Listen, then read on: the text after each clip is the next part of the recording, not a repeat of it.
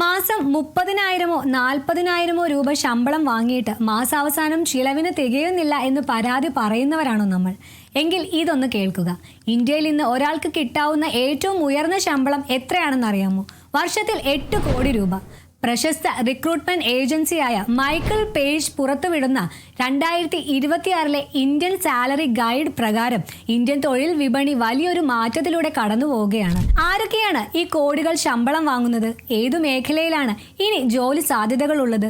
നിങ്ങളുടെ ശമ്പളം ഇനിയെങ്ങാനും കുറഞ്ഞു പോകുമോ? ഈ റിപ്പോർട്ടിലെ ഞെട്ടിക്കുന്ന 5 കാര്യങ്ങൾ നമുക്ക് നോക്കാം.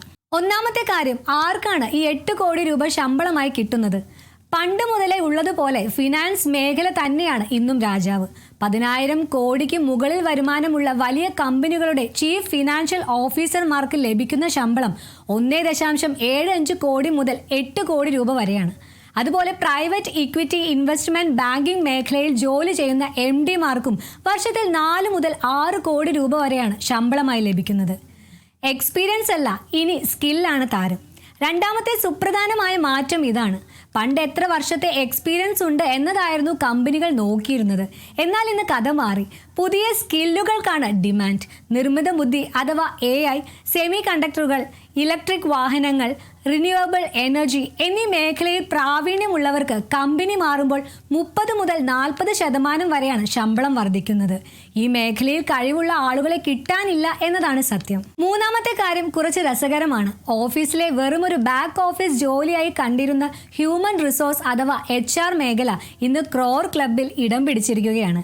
വലിയ കമ്പനികളുടെ HR തലവന്മാർക്ക് ഇന്ന് 1.5 കോടി മുതൽ 4 കോടി വരെയാണ് ശമ്പളം. അതുപോലെ ഇന്ത്യയിൽ വലിയ തോതിൽ പാലങ്ങളും IT പാർക്കുകളും വരുന്നതുകൊണ്ട് റിയൽ എസ്റ്റേറ്റ് മേഖലയിലെ പ്രോജക്ട് മാനേജർമാരുടെ ശമ്പളവും 1.5 കോടി മുതൽ 6 കോടി വരെയായി കുതിച്ചുയർന്നു കഴിഞ്ഞു. നാലാമത്തെ മാറ്റം, ബാംഗ്ലൂരും മുംബൈയും മാത്രമല്ല ഇനി IT ഹബ്ബുകൾ. വലിയ ചിലവുകൾ കുറയ്ക്കുന്നതിന്റെ ഭാഗമായി ഇന്ന് ആഗോള കമ്പനികൾ അവരുടെ ഓഫീസുകൾ ടയർ 2 സിറ്റിയിലേക്ക് മാറ്റുകയാണ്. നിങ്ങളിപ്പോൾ ഏത് മേഖലയിലാണ് ജോലി ചെയ്യുന്നത്? ഈ റിപ്പോർട്ടിനെ കുറിച്ച് നിങ്ങളുടെ അഭിപ്രായം എന്താണ്? താഴെ കമന്റ് ചെയ്യുക. തൊഴിൽ അന്വേഷിക്കുന്ന നിങ്ങളുടെ സുഹൃത്തുക്കൾക്കും വിദ്യാർത്ഥികൾക്കും ഈ വീഡിയോ തീർച്ചയായും ഷെയർ ചെയ്ത് കൊടുക്കുക. ഈ ചാനൽ സബ്സ്ക്രൈബ് ചെയ്യാൻ മറക്കല്ലേ. നന്ദി.